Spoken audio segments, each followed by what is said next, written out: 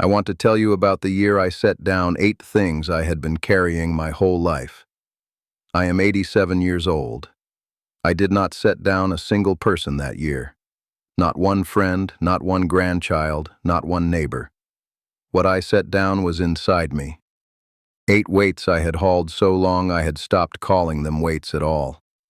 I called them being a good man. I called them being careful. I counted them out one winter evening with my hands empty in my lap, and when I finished I did not feel ashamed, and I did not feel proud. I felt honest, maybe for the first time in 87 years. And these have been the lightest years I have ever lived. So pull your chair a little closer to the fire, friend, and sit with me a while. This is not the story of a man who went cold. I am not telling you I stopped loving anybody. I am not telling you I quit the world, or locked my door, or grew hard the way some men grow hard at the end. My table still has chairs around it and people still fill them. It is not bitterness. It is not surrender. It is a man opening his hands and letting go of what was never his to hold in the first place. Do you know what it is to carry something so long you forget you are carrying it? My grandfather said a thing to me when I was 19, and it took me 68 years to understand it. He said, "A man who trims himself to fit every doorway ends up too thin to hold up a roof." I thought he was warning me about pride. He was talking about weight, the kind nobody can see from the outside. A man can set a plow down at the end of a day. He cannot set down what he keeps inside his chest, not unless somebody tells him he is allowed to. Nobody ever told me. So I carried it the way my father carried it, and the way most of you are carrying yours right now, calling it duty, calling it caring, calling it responsibility. And here is what I learned at the far end of a long life. The heaviest things I ever carried were never handed to me by anyone. I picked up every one of them myself. The first confession is this. I quit caring whether every person in a room liked me. For most of my life, I rearranged myself for strangers.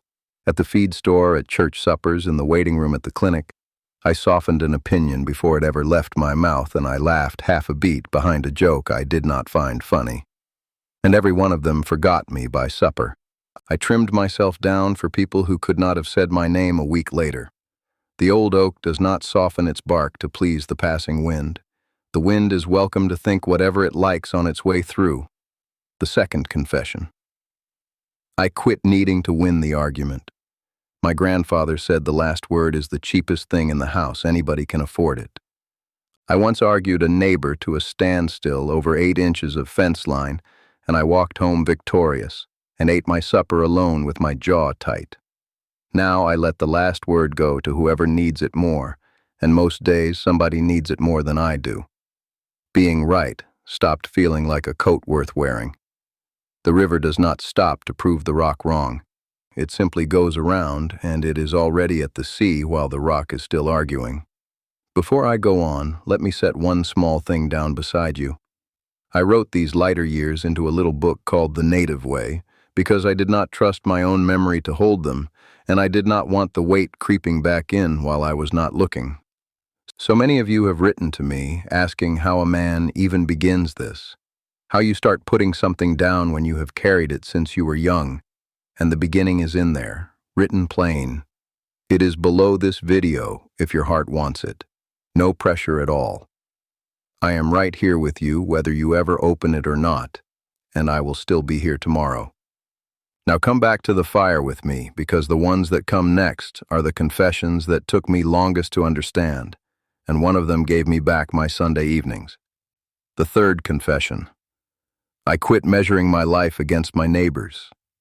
The size of a barn, the year of a truck, the shine on another man's grandchild's diploma. The corn does not lean over the fence to check the height of the neighbor's corn. It grows the only way corn has ever grown, straight up toward its own share of the sun. I knew a man named Eli who spent 40 years keeping careful count of other men's cattle and woke one morning at 78 unable to tell you how many of his own were standing in his own field. The fourth confession. I quit trying to change the weather of other people's moods.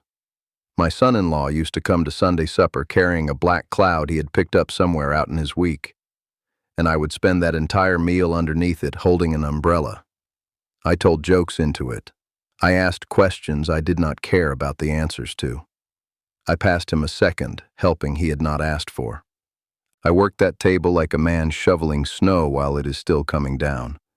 And then I went to bed at 9 o'clock as tired as if I had hauled hay all day over a storm that was never mine. My grandfather said the wolf does not apologize for the winter. The winter comes. The wolf keeps walking. How many suppers have you spent trying to fix a face across the table from you? A man is not responsible for every cold front that walks in through someone else's door. So I stopped. And I want to be plain about this because I did not leave that table. I still sit there. I still pass him the bread. I just stopped carrying his weather home in my chest. And the strange gift of it was that once I quit trying to lift his mood, he started talking. A storm nobody is managing will sometimes just pass on its own. The fifth confession, and it may be the most important of all. I quit trying to fix people who never once asked to be mended. My grandmother said you cannot warm another man's house by burning down your own. I have a friend named Samuel who spent 30 years trying to patch his brother's marriage. He drove over at midnight. He carried messages one way and then carried them back the other. He took sides, then took them back. He gave money. He gave advice nobody had asked him for. And somewhere near 60, he finally understood that the roof was never his to fix. So he went over one evening in the spring and said nothing at all, and the two of them sat on that porch together and let it rain. Samuel told me later that was the closest he had felt to his brother in 30 years.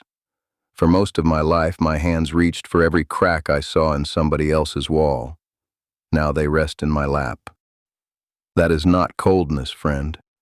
Sitting beside a man in his trouble without trying to repair him is the nearest thing to love I know how to give anymore. The sixth confession. I quit being busy as proof that I still mattered. Committees, errands, the church roof fund, the volunteer hall on Tuesday nights. If my week was full, then I was still a man with a place in the world, and an empty Thursday used to sit on my kitchen calendar like an accusation.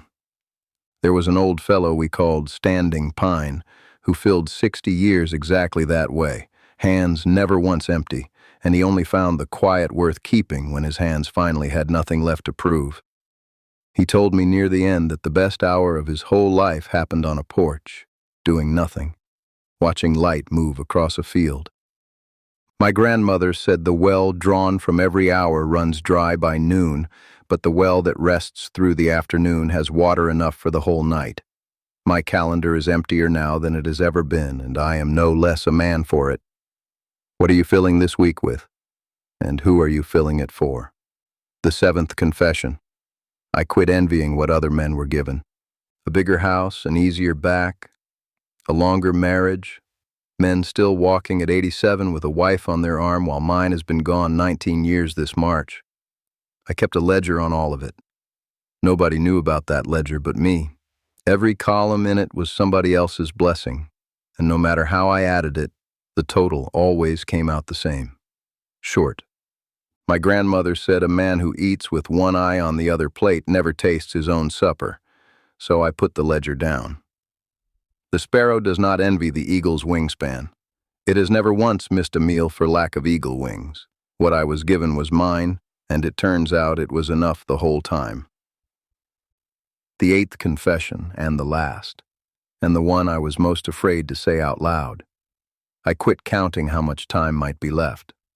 I used to count it the way a miser counts coins, awake at 3 in the morning doing arithmetic on my own life, the doctor's word, the neighbor's funeral, the numbers a man does when he is 87, and a miser holds his coins so tight he never spends a single one, and then he dies rich in a cold room. My grandfather said the fire does not measure the wood left in the pile. It simply burns warm all the way down to the last log, and it warms the room either way. Nobody sitting in that light ever asks how much is left in the pile, so now I spend the one day I actually hold in my hands. the coffee, the phone call from my grandson, the square of light that comes across the floor about 4 o'clock, warm all the way down. Now hear me carefully, because I do not want you walking away from this fire with the wrong thing in your pocket. Naming these 8 was not the same as hating myself for them. Not one of them was a sin. Every one of them started as something good in me. Wanting to be liked started as kindness. Wanting to be right started as caring about the truth. Wanting to fix people started as love, and being busy started as service, and counting my days started as being grateful I had any. They only turned heavy because I never once set them down long enough to feel the weight. That is all. A man does not get to 87 without picking things up. And every one of these 8 had a door in it, which is the only thing a door has ever meant. You can walk back through. I walked back through 8 of them in my 80s. Do you understand what I am telling you? If an old man with bad knees and 19 years of widowhood can put down 8 things this late, then nothing about your life has hardened past changing. So let me gather this up for you now, the way my grandmother gathered the ends of her shawl before she stood to go, being liked by everyone, winning the argument, measuring myself against my neighbors, the weather of other people's moods, fixing people who never asked to be mended, being busy to prove I mattered, envying what other men were given, and counting the days I have left instead of spending the one in my hand. 8. Now turn them around and lay them against your own life gently. Do you still rearrange yourself for a room full of people who will forget you by supper? Do you still need the last word? Do you still hold an umbrella over a storm that was never yours to stop? Are you still keeping a ledger nobody but you will ever read? And I know the question sitting in your chest right now, because it sat in mine. Is it too late for me? No, it is not. Nothing you have carried is lost, and nothing you set down tonight has to be picked back up in the morning. This is not a walking away from anybody. I have more people at my table now, not fewer, because a man with empty hands has room to hold what actually gets handed to him. The ones you love are still there. They are waiting, and they are not waiting for the version of you that carries everything. They are waiting for you, and there is no late answer here, friend. Some of us need to sit with a question a good long while before the honest one comes up out of us, and that waiting is not wasted time. That is the work itself, done quietly, the way my grandmother did hers. So before you go, let me put the whole thing into one last handful and hand it across to you. Of those 8, which one hit closest to home tonight, and which one are you still carrying?